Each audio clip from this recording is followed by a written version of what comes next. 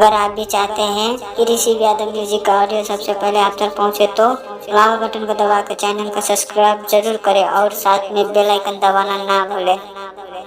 ऋषि Yadav present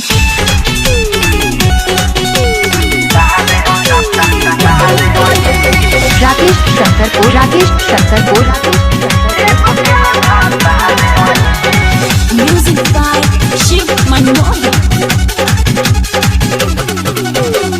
दू गो गाड़ी चलावे ले अरवा, कब कब हॉर्न दबावे ले अरवा। यार सुनर संहतिया होला तो बरतिया वहदा से नहीं ने कहा रे होई। सुनर संहतिया होला तो बरतिया वहदा से नहीं ने कहा रे होई। रे पार्टनर दूधू को कैसे झेले लुस रे? एगो के हम यार होई तो एगो के खाता रे होई। एगो के हम यार होई तो एगो के खाता रे होई।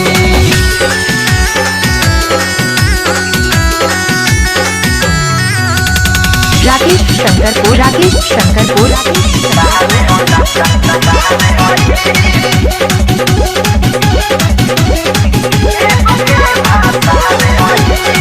लभर डललस दिल में डेरा मेहर संगे ले निशा तपेरा।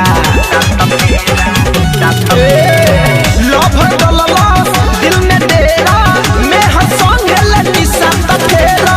एगो के एटीएम कार्ड देते बुझिए एगो के आधार होई। एगो के एटीएम कार्ड देते बुझिए एगो के आधार होई। अच्छा तो ज्यादा माल कौन फेंकेला हो? एगो के हम यार होई तो एगो के बातार होई।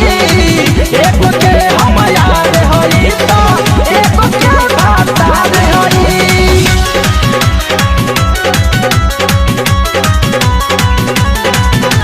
राकेश शंकरपुर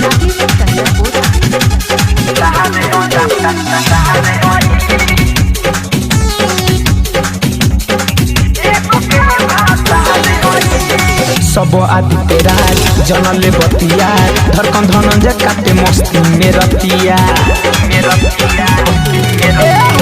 सब आदित्य राज जनले बतिया धड़कन धनंजय काटे मस्ती में रतिया।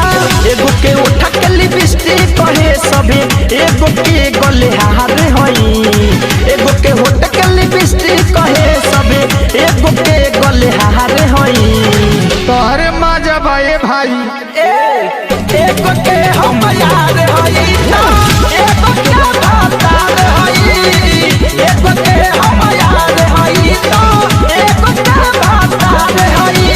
सुनर संहतिया होला तो बरतिया वहदा से नहीं ने कहा रे होई। सुनर संहतिया होला तो बरतिया वहदा से नहीं ने कहा रे होई। रे पार्टनर दूधू को कैसे झेले लुस रे? एगो के हम यार होई तो एगो के बातार होई। एगो के हम यार होई तो एगो के बातार होई। www.siviyada.com